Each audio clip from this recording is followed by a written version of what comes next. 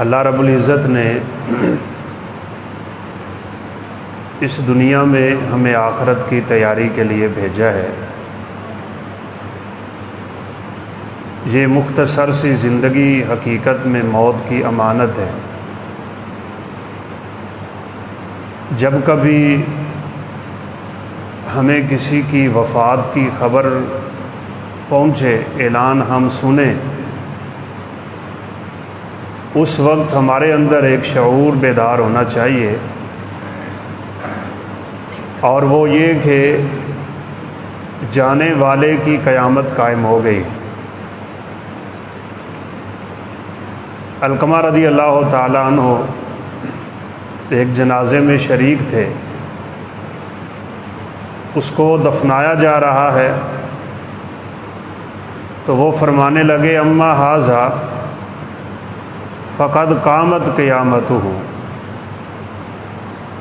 یہ جو شخص ہے اس کی قیامت قائم ہو گئی۔ ایک قیامت قیامت صغریٰ ہے اور ایک قیامت قیامت کبریٰ ہے۔ انسان کوئی 16 سے 17 مرحلے کراس کرتے کرتے اپنے آخری انجام پہ پہنچے،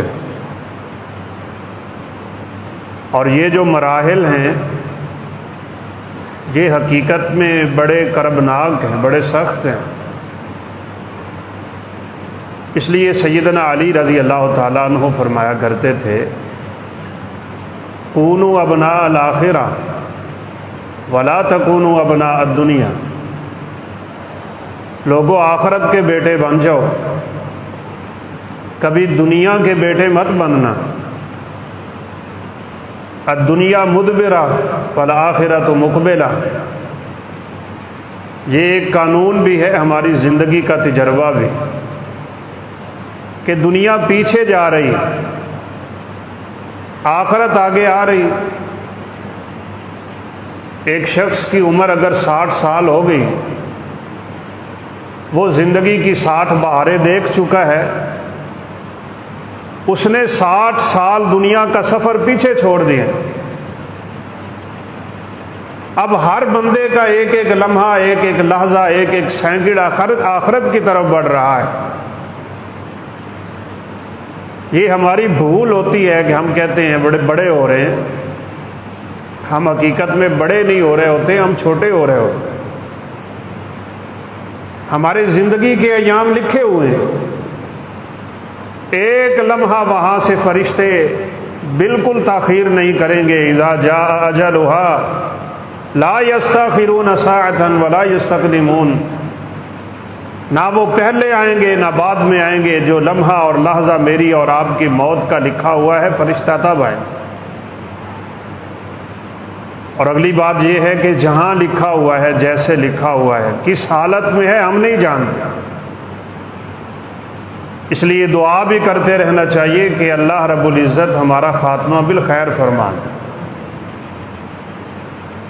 بڑے بڑے لوگ اس دنیا سے اٹھ رہے ہیں، اور بڑے بڑے علماء اس دنیا سے اٹھ رہے ہیں۔ ہر جانے والی چارپائی ہمیں پیغام دے رہی ہوتی ہے، لیکن ہماری آنکھوں پہ، ہمارے دلوں پہ غفلت کا پردہ رہتا ہے۔ ہم نے خود کتنے جنازے پڑھا دیے، کتنے جنازے دفنا دیے، کتنے جنازے پڑھے، لیکن ہم نے اپنی موت کو کتنی دفعہ بیٹھ کے یاد کیا ہے؟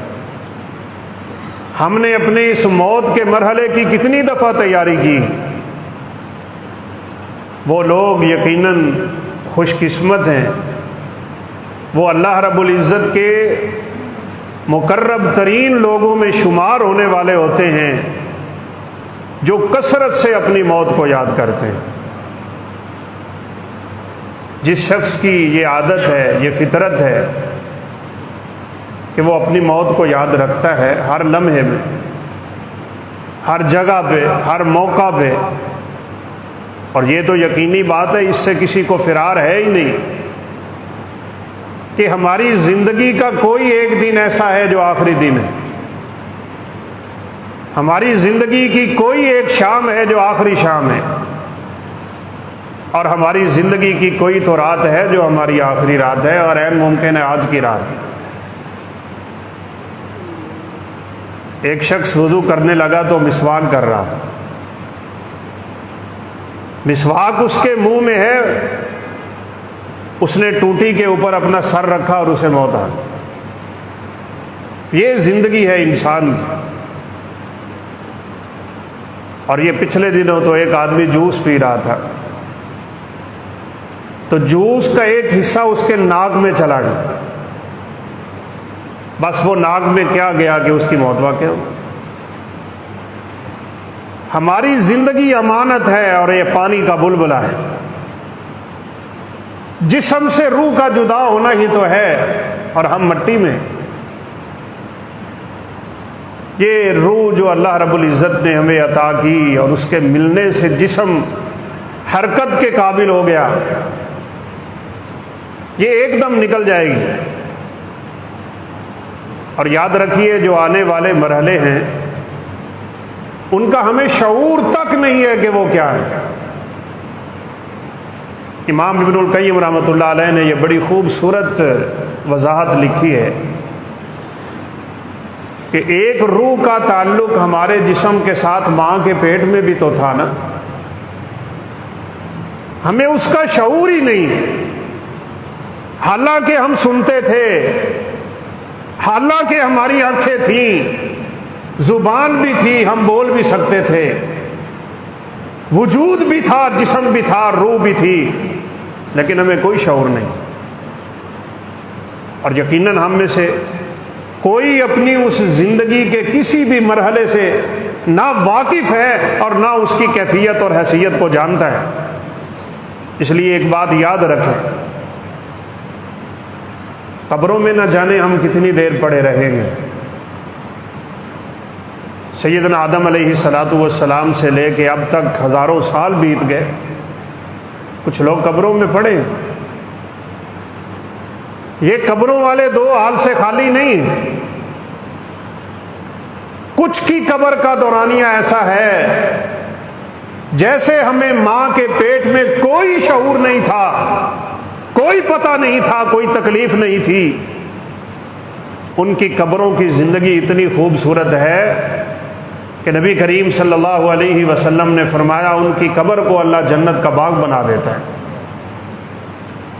اور پہلے ہی لمحے جب فرشتہ آتا ہے نا تو وہ کہتا ہے نم کا نومت العروس، شادی کی رات دلہن کو بڑی محبت سے گھر لایا جاتا ہے، اسے کوئی نہیں جگاتا، سوئے رہنے دیتے ہیں، اس کے ساتھ بڑی محبت اور عقیدت اور احترام والا رویہ ہوتا ہے گھر والوں کا۔ فرشتے اس بندے کو کہتے ہیں، اس بندی کو کہتے ہیں نم کا نومت العروس، تو قبر میں یوں آرام سے سو جا جیسے دلہن اپنے بستر پہ سوتی۔ اور ایک بد نصیب وہ بھی جس نے دنیا کے چند ٹکوں پہ اپنی آخرت کا سودا کر لیا، چند دن کی زندگی میں اپنی مرضیاں کر کے ہمیشہ کی دنیا اور آخرت تباہ کر گیا۔ اس کا حال تو نہ قابل بیان ہے، اور نہ ہم نے کبھی دیکھا، نہ ہم دیکھ سکتے ہیں، نہ اللہ نے ہمیں دکھایا ہے۔ رسول اللہ صلی اللہ علیہ وسلم نے فرمایا کہ فرشتے جب آ کے پوچھتے ہیں نا من ربو کا، من نبیو کا، ما دینو کا، ان تین سوالوں کی تیاری کے لیے ہی تو ہم دنیا میں آئے۔ پیپر بھی واضح، سوال بھی واضح، سوال کرنے والے بھی واضح، اس پیپر کا نتیجہ بھی واضح، سب کچھ کھول دیا اللہ رب العزت نے۔ یہ ایک ہی تو امتحان ہے کہ جس کا پیپر پہلے آؤٹ ہو چکا ہوا ہے، لیکن بڑی بدبختی ہم سب کی، ہم اس پیپر کی تیاری نہیں کر رہے، ہم اس امتحان کی تیاری نہیں کر رہے۔ مسجد کے منبر و محراب سے جب اللہ اکبر کی ندا اور آواز بلند ہوتی تھی نا تو رسول اللہ صلی اللہ علیہ وسلم کی زبان اطہر سے فوراً یہ کلمات نکلتے تھے، رضیت باللہ ربا وبالاسلام دینا وبمحمد رسولا انہی تینوں سوالوں کی تیاری آپ صلی اللہ علیہ وسلم کر رہے ہیں۔ ادھر اذان کی آواز سنتے اور ساتھ ہی کہہ دیتے رضیت باللہ ربًا، میں اللہ رب العزت کو اپنا رب مان کے راضی ہو گیا۔ 11 دفعہ تو کم از کم ایک دن میں سرور کائنات یہ کلمات پڑھتے تھے۔ آپ بھی پڑھیں، میں بھی پڑھوں۔ 3 دفعہ فجر کے بعد، 3 دفعہ سورج غروب ہونے سے پہلے، صبح و شام کے اذکار میں، اور 5 دفعہ ہر اذان کے ساتھ یہ پڑھا کریں رضیت باللہ ربًا وبالاسلام دینا وبمحمد نبیا ومحمد رسولا، میں رب تعالیٰ کو اپنا رب مان کے راضی ہوں، محمد صلی اللہ علیہ وسلم کو اپنا رسول مان کے راضی ہوں، اور دین ہمارا اسلام ہے، میں اپنے دین پہ راضی اور مطمئن۔ اس کا مطلب یہ ہوگا ہم نے جب اللہ رب العزت کو اپنا رب مان لیا، مالک مان لیا، خالق مان لیا، پروردگار مان لیا، اپنی زندگی کے ایک ایک لمحے میں اللہ رب العزت کے تصرف کو تسلیم کر لیا، ہماری زندگی سے ہماری مرضیاں ختم ہو جائیں، مرضی نہیں چلے گی۔ یہ جو ہمارے ہاں مزاج بنا ہوا ہے نا مرضی کا دین، یہ اللہ رب العزت کو بالکل قبول نہیں۔ جہاں دل کیا وہاں مان لیا، جہاں دل کیا وہاں چھوڑ دیا۔ یہ تو اللہ معاف فرمائے یہودیوں کی عادت ہے، اور ویسے ہمارے ہاں معاشرے میں جو دینی چیزیں پائی جا رہی ہیں وہ سب میں پائی جا رہی ہیں، اور جن کو چھوڑا ہوا ہے اکثر لوگوں نے چھوڑا ہوا ہے الا ماشاء اللہ۔ وہ ایک دوست مثال بیان کر رہے تھے نا کہ دودھ بیچنے والا دودھ میں پانی ڈال کے نا نیچے بیٹھ کے پانی پینے لگا، تو کسی نے کہا بیٹھ کے کیوں پی رہے ہو؟ کہنے لگا بیٹھ کے پانی پینا سنت ہے، یہ سنتوں کا پاس کرنے والا حرام کام کیا جا رہا ہے۔ ایک طرف سنت کی ادائیگی، دوسری طرف حرام کی ادائیگی، شیطان سے بھی تعلق رکھتا ہے، رحمان سے بھی رکھتا ہے۔ بتا تو قیامت کے دن کس سے اپنے بدلے اور صلے لے گا؟ شیطان سے دوستی نہیں چاہیے، انہ عدو مبین۔ اور بات تو بھائی سیدھی سی ہے، ہم مثال بھی دیا کرتے ہیں۔ گرمی کی موسم تھا، ہم نے روزے رکھے تھے، پانی ہم نے اپنے منہ میں داخل کیا کلی کرنے کے لیے، کوئی ایک فرد ایسا نہیں ہوگا جس نے ایک قطرہ بھی پانی کا گلے سے نیچے اتارا ہو۔ کیوں؟ اس وقت اسے پتا ہے کہ اللہ رب العزت دیکھ رہا ہے، لیکن جب گناہ کرتا ہے تو اس وقت کوئی اللہ اور ہے، اس وقت اللہ نہیں دیکھتے۔ جب اکیلا ہے تو اللہ نہیں دیکھتے، جب گھر میں ہے، جب بستر پہ ہے، جب رات کے اندھیرے میں ہے، جب تیرے ہاتھ میں موبائل ہے، جب تو انٹرنیٹ چلا رہا ہے، اللہ رب العزت کی نافرمانیوں کی دھجیاں اڑائی جا رہا ہے، کیا اس وقت اللہ نہیں دیکھتے؟ یہ ہمارے مزاج میں داخل تھا کہ ہم نے وضو کے وقت اگر روزہ رکھا ہو تو پانی نہیں پینا، لیکن بصورت دیگر ہم نے اللہ رب العزت کی نگرانی کی کہاں پرواہ کی؟ جہاں دل کرتا ہے وہاں ہم مانتے ہیں۔ کتنے حج ہیں جی؟ میرا ماشاءاللہ جی 8واں حج ہے، میں نے 40 عمرے کیے ہوئے ہیں، بہنوں کا حق مار کے بیٹھا ہے، حرام کی کمائی سے عمرے کرتا ہے، حرام کی کمائی سے حج پہ جاتا ہے، حرام کی کمائی سے حج بیت اللہ کا قصد اور ارادہ کر رہا ہے۔ یہ تو اپنے نفس کو دھوکہ دے رہا ہے اور سمجھ رہا ہے کہ میں بڑی نیکی کر رہا ہوں۔ ایسی نیکیاں قیامت کے دن کام نہیں آئیں گی بھائی۔ ایسا نہ دین رب العالمین کو چاہیے، اسے کامل اور اکمل دین چاہیے، کامل اور اکمل مسلمان چاہیے، جس کی پوری زندگی کے ہر لمحے میں اور ہر کام میں اسلام کی جھلک نظر آنی چاہیے، تب جا کے اللہ رب العزت کے ہاں اس کی کامیابی کی امید کی جا سکتی ہے۔ ہم دھوکے میں پھرتے ہیں، سیدھی بات ہے۔ صدقہ کرتے، ہمارے یہاں صدقے کی کچھ نہ کچھ روٹین ہے، بالخصوص رمضان میں صدقہ بہت کرتے ہیں، عشر نہیں دیتے، صدقہ بہت کرتے ہیں، زکوٰۃ نہیں دیتے۔ او بھائی نفل عبادت کے پیچھے تو لگا ہوا ہے اور فرض چھوڑ رہا ہے۔ شیطان نے کس دھوکے میں ہمیں رکھا ہوا ہے؟ ادھر فرضوں کی پرواہ ہی نہیں ہے، اور تو ادھر نفلوں کے پیچھے وہ سمجھتا ہے کہ یہ 4 روپے دے کے میں اللہ رب العزت کو راضی کر لوں گا اور قیامت کے دن میری جان چھوٹ جائے گی۔ نہیں، ایسا نہیں ہو۔ ایک علاقے میں بہت بڑی کانفرنس ہو رہی تھی، چلے میں علاقے کا نام بھی نہیں لیتا، پردہ ہے، بہت زیادہ خرچ تھا اس کانفرنس پہ، بڑے بڑے علماء بلائے ہوئے تھے، اور پتہ چلا کہ اس پوری کانفرنس کا خرچہ ایک ہی بندے نے اٹھایا ہوا ہے، لاکھوں روپے لگے ہوں گے اس پروگرام پہ۔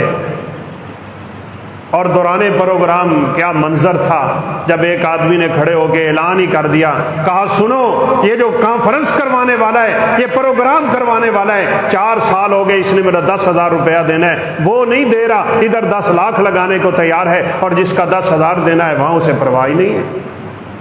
بھائیو ایسے نہیں، ایسی زندگی گزارو کہ ہم آخرت کے بندے بنیں، ہم اپنی آخرت سنوارنے والے بن جائیں، اپنی آخرت کی فکر کرنے والے بن جائیں۔ ہمیں یہ دکھلاوے اور شہرت کی دلدل سے نکل کے خلوص کے ساتھ اللہ رب العزت کو راضی کرنے والے اعمال کی عادت پڑ جانی چاہیے۔ بس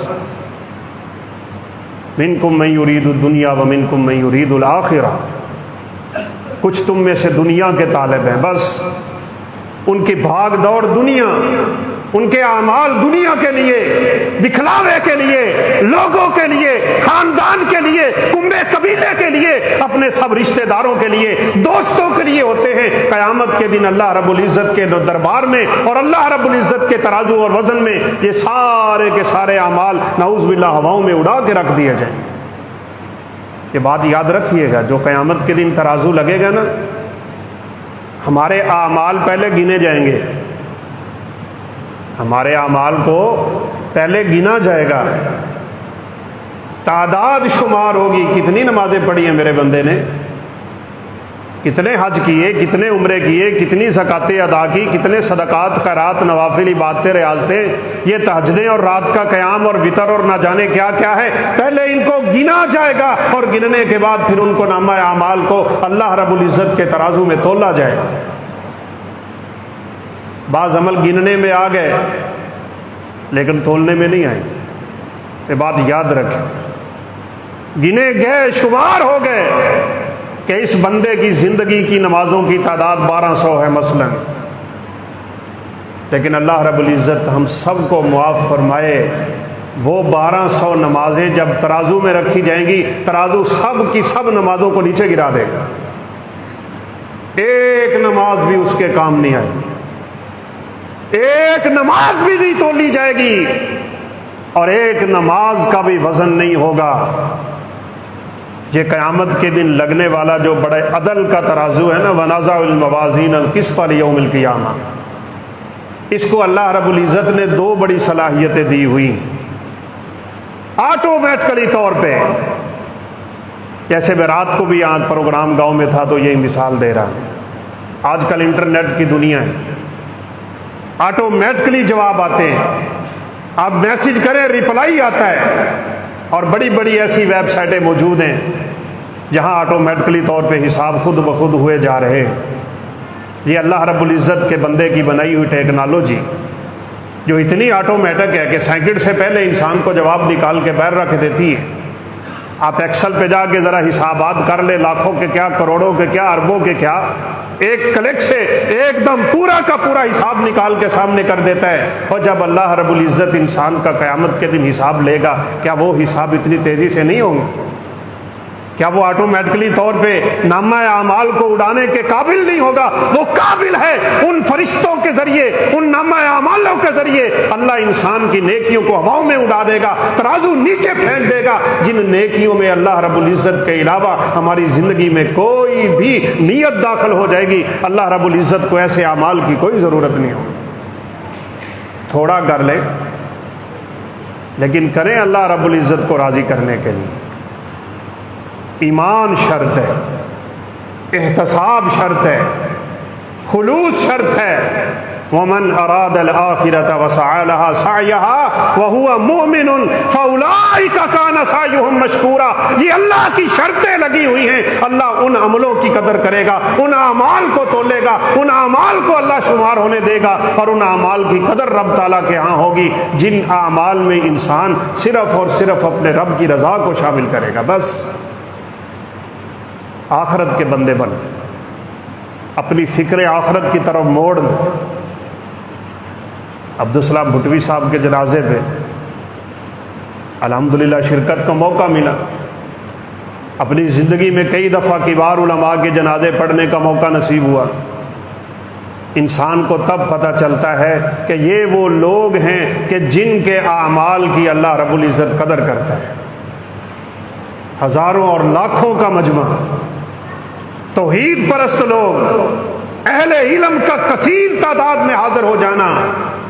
نبی کریم صلی اللہ علیہ وسلم نے تو یہاں تک فرمایا تھا من شہد فی جنازتہ 40 رجلا لا یشرکون باللہ شیئا الا شفعوا فی، اور ایک روایت میں ہے ودخل الجنہ.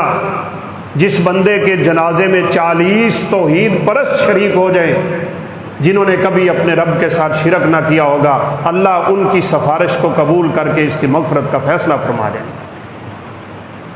اسی لیے امام احمد بن حنبل رحمۃ اللہ علیہ کہا کرتے تھے کہ دنیا داروں میں اور دین داروں میں فرق دیکھنا ہو تو جنازوں پہ آ کے دیکھا گیا. رش دنیا دار کے جنازے میں بھی بڑا ہوگا، لیکن وہاں کلاشن کوفوں والے ہوں گے، ان کے دائیں بائیں حرام کھانے والے کھڑے ہوں گے، حرام کمائیوں سے پلنے والے ہوں گے. دنیا کے بیٹے ہوں گے، ان میں آخرت کا بیٹا نظر نہ آئے گا. لیکن اہل علم کے جنازوں میں دنیا کیسے کھینچی تلی آتی ہے، اور کہاں کہاں سے سفر کر کے لوگ جنازوں میں شریک ہوا کرتے ہیں.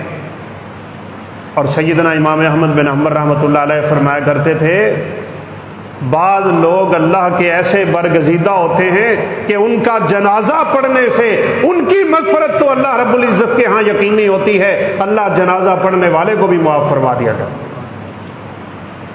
سیدنا طاؤوس عبداللہ بن عباس رضی اللہ تعالیٰ عنہ کے بڑے مایا ناز شاگرد ہیں. اللہ اکبر. 50 صحابہ کی زیارت.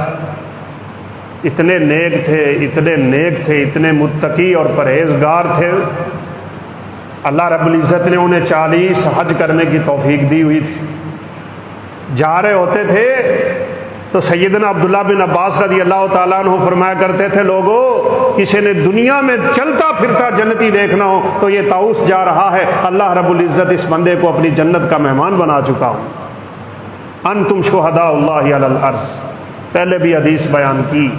آپ صلی اللہ علیہ وسلم بیٹھے ہیں، جنازہ گزرا ہے، صحابہ بیٹھے تھے. فَأَثْنَوْا عَلَيْهِ خَيْرًا فَذَكَرُوا لَهُ خَيْرًا. صحابہ کرام کی زبانوں پہ اس بندے کے لیے تعریف کے کلمات جاری ہو گئے. بڑا اچھا بندہ تھا، نمازی تھا، پرہیزگار تھا، متقی تھا، رب سے ڈرنے والا تھا، عبادت و ریاضت کرنے والا تھا، یہ نمازی تھا، یہ پرہیزگار تھا. نبی کریم صلی اللہ علیہ وسلم نے فرمایا واجبت، اس کے لیے واجب ہو گئی. پھر ایک جنازہ اور گزرا. فذکروا لہ شرا. لوگوں نے اس پہ بری باتیں کی اور اس کے برے اعمال کا ذکر کر دیا. آپ صلی اللہ علیہ وسلم نے فرمایا واجبت، اس کے لیے بھی واجب ہو گئی. صحابی نے پوچھا کیا؟ فرمایا پہلے کے لیے جنت واجب ہو گئی، دوسرے کے لیے جہنم واجب. ہم دنیا سے اٹھیں گے تو ہمارے بارے میں تو کچھ لوگ کہیں گے نا، ہمارے جانے کے بعد بھی تو ہماری زندگی پہ تبصرے ہوں گے. کوئی کہے گا اللہ کا بندہ تھا، بڑا نیک تھا، بڑا اچھا تھا، بڑا صالح تھا، نیک ماں باپ کی اولاد تھا اور نیکی پہ زندگی گزارنے والا تھا. بس یقین مانے یہ شخص تو کامیاب. رسول اللہ صلی اللہ علیہ وسلم نے لوگوں کے منہ پہ ان کی تعریف کرنے سے منع کی.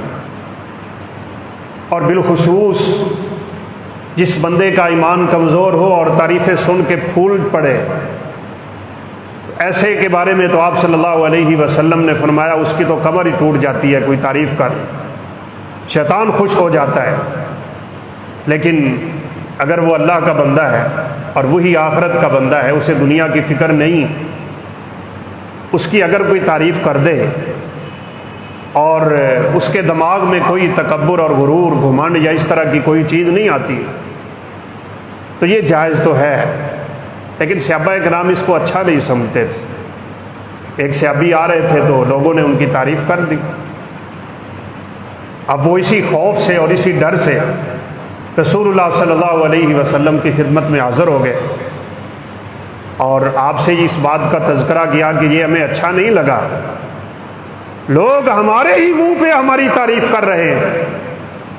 آپ صلی اللہ علیہ وسلم نے فرمایا تل کا بشرا عاجل،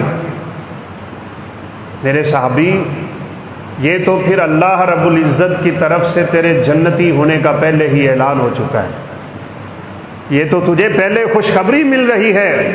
جب لوگوں کی زبانوں پہ اللہ نے تیرے لیے خیر کے کلمات جاری کر دیے تو پھر تو سمجھ کہ اللہ رب العزت کا تو برگزیدہ انسان بن چکا ہے۔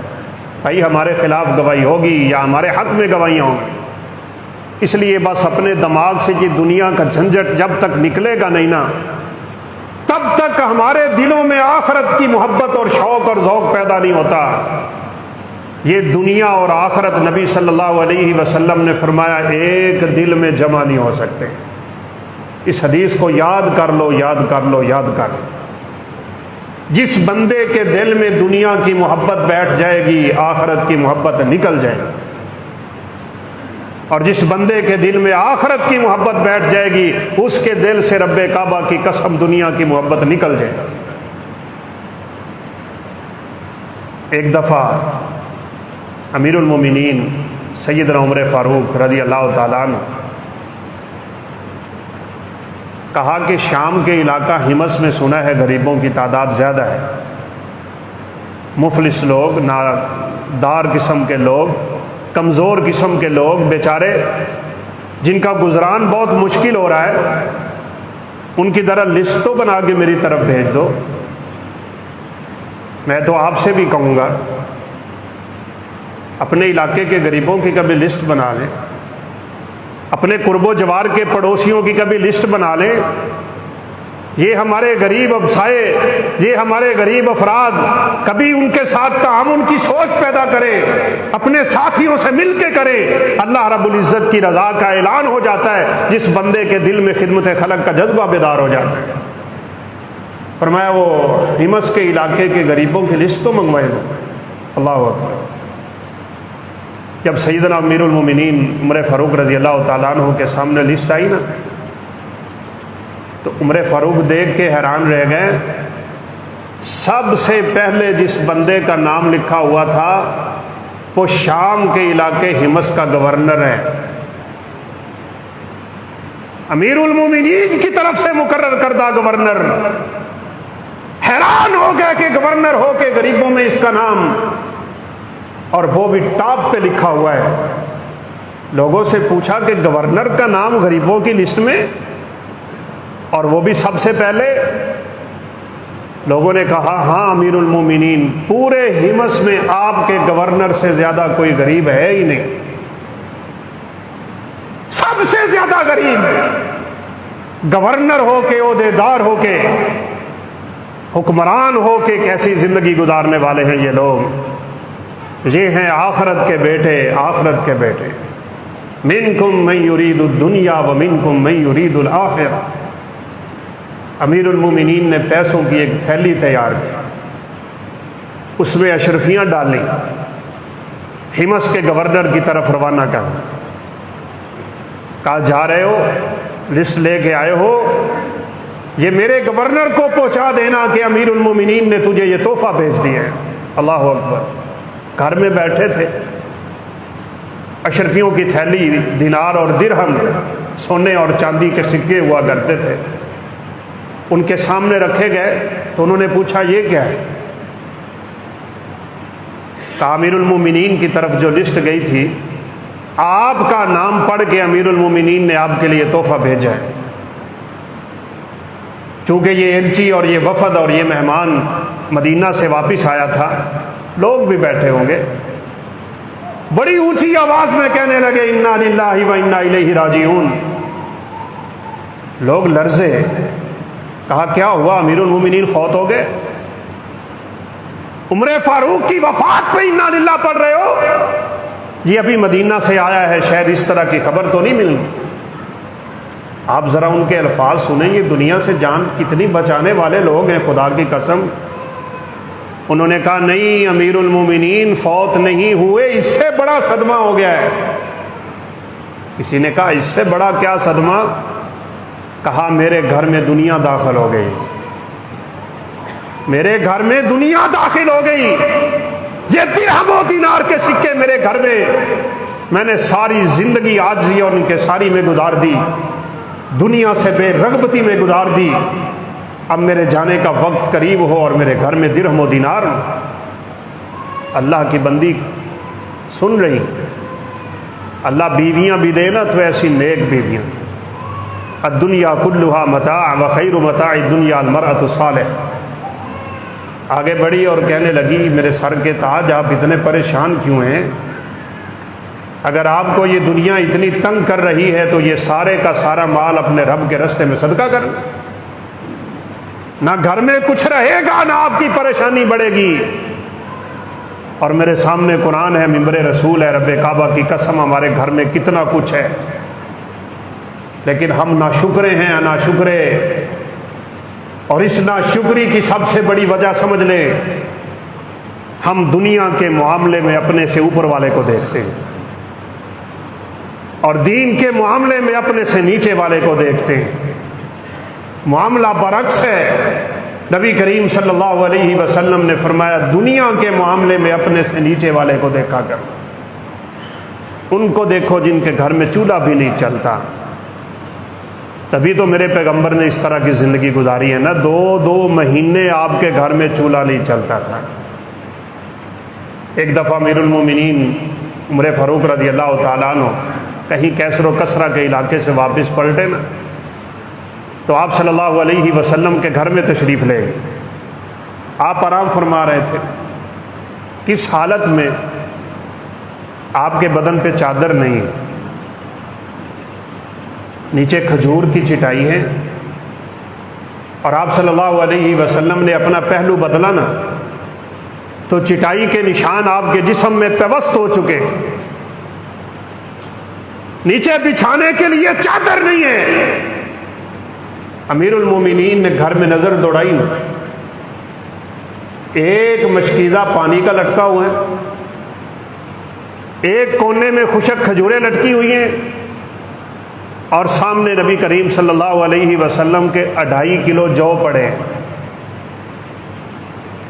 یہ سرور کائنات کا گھر ہے، یہ امام الانبیاء کا گھر ہے، یہ کائنات کے سردار کا گھر ہے۔ عمر فاروق رضی اللہ تعالیٰ عنہ یہ لمحہ برداشت نہ کر سکے، کیسر و کسریٰ کی شان و شوکت دیکھ کے آئے تھے کہ وہ کافر ہو گئے، مشرک ہو گئے، رب کے باغی اور سرکش ہو گئے، اتنی عزتیں پا گئے اور اتنی عیش و عشرت کی زندگی گزار رہے۔ یہ حق تو اس پیغمبر کا تھا جو پوری کائنات کا سردار۔ رونے لگ گئے نا، تو روتے روتے آواز بھی بلند ہو گئی۔ آپ صلی اللہ علیہ وسلم بیدار ہوئے تو فرمایا عمر کیا ہوا؟ کہا میں نے کیسر کو دیکھا، میں نے کسریٰ کو دیکھا، میں نے ان بادشاہیوں کی شان و شوکت دیکھی، میں نے ان کے سامنے گرتے ہوئے لوگوں کو سجدے کرتے ہوئے دیکھا، اور ان کی دنیا کا مال و متاع ساز و سامان دیکھا۔ آپ کائنات کے سردار ہو کہ آپ کے گھر کی حالت کیا ہے؟ آپ صلی اللہ علیہ وسلم نے فرمایا مالی ولی دنیا، عمر مجھے دنیا سے کیا غرض؟ کیا تو اس بات پہ راضی نہیں ہے لہم فی الدنیا ولنا فی الآخرہ؟ انہیں اللہ دنیا دے چھوڑی ہے اور قیامت کی سرداریاں اللہ رب العزت اپنے بندوں کو عطا کرے۔ اللہ جنت ہمیں دے گا، جنت کی نعمتیں ہمیں ملیں گی۔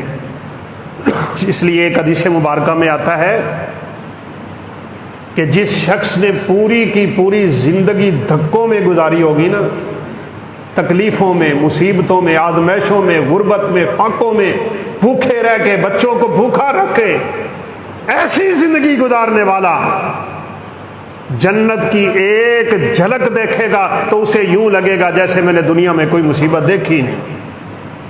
یہ جنت اللہ نے اپنے بندوں کے لیے تیار کر چھوڑی۔ یہ انہی کے لیے ہے جو آخرت کے بندے بنے ہوئے ہیں۔ نبی کریم صلی اللہ علیہ وسلم نے فرمایا، اور دنیا میں ایسی زندگی گزارنے والا جس نے کبھی دنیا میں کوئی غم ہی نہ دیکھا ہو، یہ جہنم کی ایک جھلک دیکھے گا تو بھول جائے گا، اسے یوں لگے گا جیسے میں نے دنیا میں کوئی نعمت دیکھی ہی نہیں۔ ان عارضی نعمتوں کے بدلے اپنی آخرت تباہ نہ کرو، آخرت کے سودے نہ کرو، دنیا کے بندے نہ بنو۔ نبی کریم صلی اللہ علیہ وسلم کے پاس ایک دفعہ مال غنیمت آیا۔ آپ صلی اللہ علیہ وسلم کی بیویوں کے دل میں خیال آیا، کہا چلے اب تو وسعت کافی ہو چکی، مال غنیمت کافی آ گیا، آپ صلی اللہ علیہ وسلم کے پاس غلام اور نوکر اور خادم اور خادمائیں آ گئی، ہم بھی جا کے کچھ طلب کر لیتی۔ یہ نبی کی بیوی ہیں، یہ نبی کا گھر ہے صلی اللہ علیہ وسلم، اکٹھی ہو کے نا آگے مطالبہ کرنے لگے۔ اب تو اللہ رب العزت نے آپ کو بہت کچھ دے دیا ہوا ہے، آپ ہمارے لیے بھی کوئی بندوبست کریں یا ہم اسی طرح کی زندگی گزارتی رہیں گی؟ صرف اتنا سا مطالبہ۔ نبی کریم صلی اللہ علیہ وسلم پوری کی پوری بیویوں کو چھوڑ کے اپنے گھر کے اوپر والے حصے پہ چلے گئے۔ 29 دن تک سرور کائنات اپنی کسی بیوی کے پاس نہیں گئے۔ تم نبی کی بیویاں ہو کہ دنیا مانگتی ہو، تمہیں بھی دنیا کی فکر ہے، تم بھی دنیا کی طالب بن جا رہی ہو۔ اور سیدہ فاطمہ طاہرہ مطہرہ صدیقہ کائنات کی بات تو آپ سب جانتے ہیں۔ بڑے غلام آ گئے ایک دفعہ تو رسول اللہ صلی اللہ علیہ وسلم کی خدمت میں حاضر ہو کے اپنے ہاتھ دکھانے لگے، کہا یہ میرے ہاتھوں پہ چکی کے نشان تو دیکھ لیں، یہ میرے ماتھے پہ، یہ میرے کندھوں پہ مشکیزوں کے اٹھانے کے بڑے بڑے نشان پڑے ہوئے ہیں، ذرا ان کو تو دیکھیں، مجھے ایک خادم دے دیں۔ آپ صلی اللہ علیہ وسلم نے فرمایا بیٹی دنیا نہ مانگ، مجھ سے آخرت سیکھ، آخرت کیا ہوتی ہے۔ اگر تجھے یہ ڈر ہے، تجھے یہ مسئلہ ہے کہ تو تھک جاتی ہے کام کر کر کے، رات کو سونے سے پہلے 33 دفعہ سبحان اللہ، 33 دفعہ الحمدللہ اور 34 دفعہ اللہ اکبر کہا کر، اللہ تیری دن رات کی تھکاوٹیں دور کر، تجھے خادم کی ضرورت نہیں۔ اور آپ صلی اللہ علیہ وسلم کا نا ایک ترمذی شریف میں واقعہ ملتا ہے، دنیا سے کنارہ کشی کرنے والے لوگ اس طرح کے ہوتے ہیں۔ آپ صلی اللہ علیہ وسلم کو بھوک ستا رہی ہے، گھر میں کچھ بھی نہیں، 9 بیویاں، 9 کی 9 بیویوں کے پاس کھانے کو کچھ بھی نہیں۔ آپ صلی اللہ علیہ وسلم بھوک سے ستائے ہوئے گھر سے نکل پڑے۔ خندق کی بات تو ہم نے سنی ہوئی ہے نا، صحابہ نے ایک ایک پتھر باندھا ہوا تھا، تو آ کے شکایت کی کہ بھوک کی وجہ سے ہم نے پیٹ پہ پتھر باندھ لیا۔ یہ پتھر باندھنے کا مطلب ہوتا ہے کہ بندہ کبڑا نہ ہو جائے، یہ پتھر اس کو نیچے نہ آنے دے۔ بھوک سے نڈھال آدمی کی کمر جلدی ٹیڑھی ہو جاتی ہے۔ صحابہ نے اٹھائے نا کپڑے اور کہا یہ دیکھیں ہم نے اپنے پیٹ پہ پتھر باندھا ہوا ہے۔ سرور کائنات نے اپنے پیٹ سے اٹھایا تو آپ نے 2 پتھر باندھے ہوئے۔ اور میں مجھ سے کیا لینا چاہ رہے ہو، یہ تو دنیا ہے، یہ تو چند دن کی دنیا، لاہو ولعب، یہ کھیل تماشا۔ بڑے بد نصیب، بڑے کمزور، بڑے ناتواں، بڑے بے عقل ہیں وہ لوگ جو ان چند دنوں کے پیچھے اپنی ہمیشہ ہمیشہ کی آخرت برباد کر۔ رسول اللہ صلی اللہ علیہ وسلم نے اسی لیے ہمیں سب کو پیغام ہے، آخرت کے بندے بن کے رہو، بس دنیا کے بندے نہ بنے۔ آپ صلی اللہ علیہ وسلم 29 دن کی قسم اٹھا کے گئے تھے، کہا میں تمہارے پاس نہیں آؤں گا، تم نے مجھ سے یہ دنیا کا مطالبہ کیوں کیا ہے۔ 29 دن کے بعد قرآن نازل ہوا ہے، 21واں پارہ، آخری رکوع، اس کو ایت تخییر کہا جاتا ہے، ذرا پڑھ لیجئے گا جا کے ترجمہ۔ طلب بھی بیچاریوں نے کیا کیا تھا، کہا کوئی خادم دے دیں گھر میں کام کرنے کے لیے، کوئی تھوڑی سی وسعت پیدا کر دے۔ اللہ رب العزت نے قرآن اتاری، یا نساء النبی ان کنتن تردن الحیات الدنیا وزینتہا فتعالینا امتعکن واسرحکن سراحا جمیلا۔ او نبی کی بیویوں، آؤ اگر تمہیں دنیا چاہیے یہ دنیا کا سامان لے لو، اور سرور کائنات تمہیں سب کی سب کو طلاق دے دیں گے، جاؤ تم دنیا گزارو، تمہارا سرور کائنات سے کیا تعلق۔ بھائیو ہم دنیا کو بھی راضی کر رہے ہیں اور آخرت کو بھی راضی کر رہے ہیں؟ نہیں، پوری کی پوری اپنی فکریں، پوری کی پوری سوچیں ہمیں آخرت کی طرف موڑنی ہوگی، ہمیں اپنی آخرت کو بنانا ہوگا، ہمیں اپنی آخرت کو سنوارنا ہوگا، اپنی آخرت کی فکر میں ہمیں پوری زندگی گزارنی ہوگی۔ رات کے لمحوں میں کبھی اٹھ کے اللہ رب العزت کو یاد کرو۔ آخرت کا وہی بندہ ہوتا ہے جو اس پہر رب کو یاد کرتا ہے جب ساری کائنات کے لوگ سو رہے ہو۔ آخرت کے بندے جو ہوتے ہیں نا، وہ جھوٹ نہیں بولتے، وہ دھوکہ نہیں کرتے، وہ فراڈ نہیں کرتے، کسی کے ساتھ زیادتی نہیں کرتے، کسی کے حق پہ ڈاکہ نہیں ڈالتے، وہ لوگوں کے ساتھ زیادتیاں نہیں کرتے۔ یہ ظلم و زیادتی کا دور ان میں نہیں ہوتا، ان میں کوئی ایسی حرکت اور عادت نہیں ہوتی جو اللہ رب العزت کو ناراض کرنے کا ذریعہ بننے۔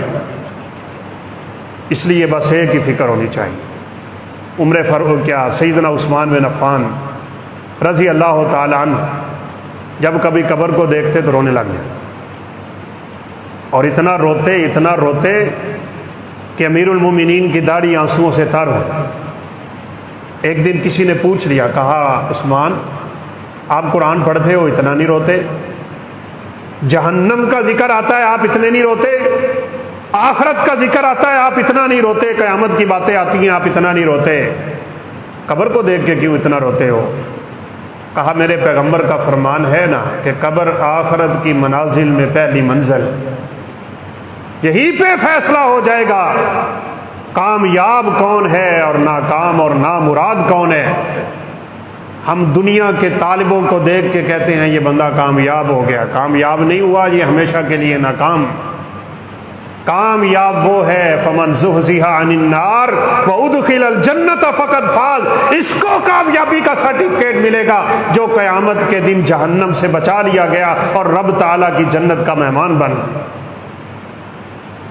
ایک دفعہ تو خود رسول اللہ صلی اللہ علیہ وسلم قبر پہ بیٹھے اتنا روئے، قبر تیار ہو رہی تھی اور آپ صلی اللہ علیہ وسلم کے رونے کی وجہ سے قبر کی منڈیر گیلی ہو گئی، اور آپ نے قبر کی طرف اشارہ کر کے فرمایا لمثل ھذا فاعدوا، او لوگو اس گھر کی تیاری کر لو، اس مرحلے کی تیاری کر لو۔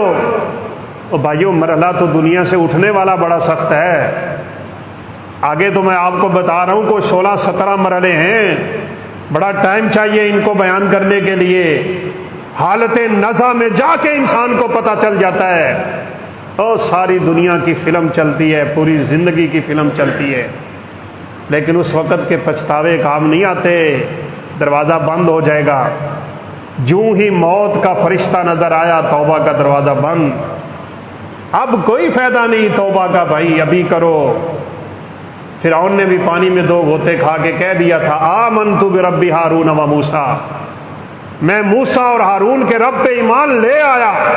اللہ رب العزت نے فرمایا الآن، اب موت کے فرشتے کو دیکھ کے تجھے ایمان یاد آ گیا، وَقَدْ عَصَيْتَ قَبْلُ وَكُنْتَ مِنَ الْمُفْسِدِينَ، اور تو اس سے پہلے رب کا باغی اور نافرمان بنا رہا اور دنیا میں فساد مچاتا رہا، آج تیری زبان سے نکلے ہوئے ایمان کے کلمات اللہ کو قبول نہیں۔ اس لیے توبہ کا دروازہ بند ہونے سے پہلے ہمیں یہ کرنا ہوگا۔ پھر بھائیو ہم قبر میں چلے جائیں گے،